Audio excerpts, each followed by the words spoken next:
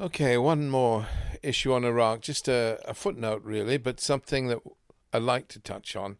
Just it's on my mind actually. I was speaking to a couple of friends when I was out in Carrada eating ice cream, and lovely. It was lovely.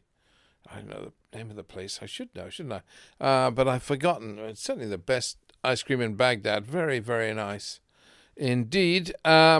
And we sat there, and it was the evening, and I was with a couple of friends, and we discussed. I've been very much concerned about what was happening with regard to all the displaced people. Um, and it's a real problem because they haven't got homes to go to. A lot of these people. I mean, a lot of some towns are getting back into shape. Fallujah is getting back into shape. I was in Fallujah. There wasn't a building without bullet marks. Not a mosque that hadn't its minaret not fallen down. There was, I mean, Fallujah was a mess. But even when I was there before the recent troubles, of course, it was after some troubles, and you had little the city blocks were split up into units with each with its own security. So each block would look after its own, and you had they'd put actual big concrete stones, breeze blocks of concrete down, and painted them with flowers and so on, but to protect the roads and so on, so that the Fallujah functioned, and it was okay. It's been okay, really, off and on. Before Daesh came, it was okay. Now Daesh have gone. It's okay. People are back. People are functioning. But you can't say the same for towns like Mosul. My goodness, obliterated. I was speaking to some guys who are doing mine clearance in Mosul, and the British, they're really welcomed, by the way. They go in, and people are so grateful to see them, and it's great work they do. It's very dangerous. The team I was speaking to in Baghdad, the British team, they'd lost one man dead.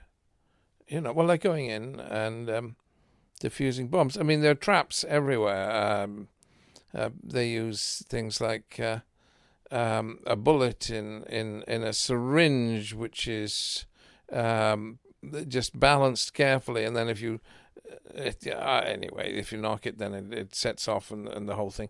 It's difficult to demine some of these places, or IEDs is what they're removing, and of course.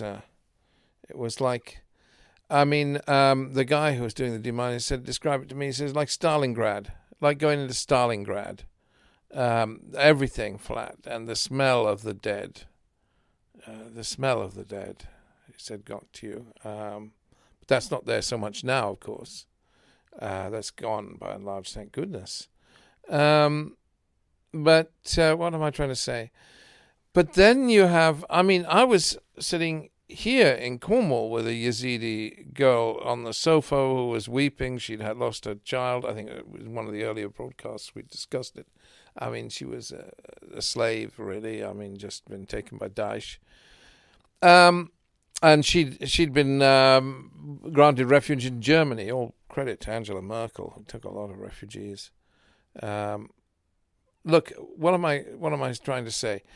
There are a lot of prisoners, internationals who need to come home, but also Iraqis. And in Iraq, there are prison camps for thousands upon thousands of women and children in prison camps. Now, some Iraqis say to me, no, leave them there. I mean, I'm talking now about the Daesh wives and their children. Some Iraqis say to this, leave them there, let them be re-educated in the camps. But goodness, it's not, you're not going to re-educate them in the camps. It's not going to work, is it? I mean, impossible. And these people are very bitter. I mean, what do you want to do? You want to kill them? You want to leave women and children in camps for the rest of their lives? What are you going to do with all these people? These people hate you. You we've killed their husbands, of course, and what are we going to do with them all? So one of the things I was suggesting, and I genuinely thought of it, was and one of the guys I was speaking to was Mukhabarat. He was, and I was suggesting that what we ought to do is have a kind of people who would vouch for them. So if there's somebody from their tribe or somebody from their family would vouch for a woman and their children in the prison camp, then let them out on good behavior, and there would be a bond posted, so that would be forfeit if they misbehave, and they would, I mean, I just thought this might be a way, because we can't go on like this, can we? And one of the Mukhabarat guys was saying to me, oh, yes, they did that in Iran when they had a similar situation with people who were sympathizers for Saddam Hussein or whatever, and were enemies of Iran within Iran, and they had a similar program. Well, I mean, I think it's worth a try. Now, the guys I was talking to said, no, we can't take that kind of risk. But I think it's a situation that has to be resolved somehow. You just can't go on and on and on. I think we need to do something about this. We also, the Western powers, need to take responsibility for all the Westerners. Britain's behavior is disgraceful, actually. Oh, then they're not our citizens. We'll remove their citizenship. They are our citizens. They are our problem. You can't just throw your dirt over the fence and say, let somebody else deal with it. Yeah, disgrace. Britain behaves very badly, sets a bad example to the international community, has done so on this issue as on a number of others. But we have to do something about this long-standing issue. I think we should. And as far as the displaced people in Iraq are concerned, it is a gem. I was speaking to these mine clearance people. Occasionally you'll find people who rebuild their homes in the middle of this wasteland. And, and they'll paint them pink, and there'll be a pretty pink building in the middle of... And it's a joy when things like that happen. We need to help really a little more with reconstruction in these places. Some good is being done. A lot of good is being done. More is needed. That's what I'm trying to say, is that we need a compassionate approach to these areas where there are displaced people. The displaced people need to be able to come home. It's the problem with making refugees. Once you make refugees, they never come home.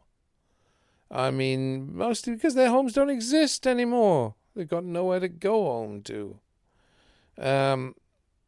We need to find ways to help more in Iraq, in Syria, with the displaced. It's a major issue, is what I'm saying. So I hope this is making sense to you. The international community has a burden for these vulnerable people, including the Daesh wives, including the foreign fighters that are in prison in northern Syria. And we need to think about it. Okay, a couple more points to talk about. So I'll end that one there, and we'll move on.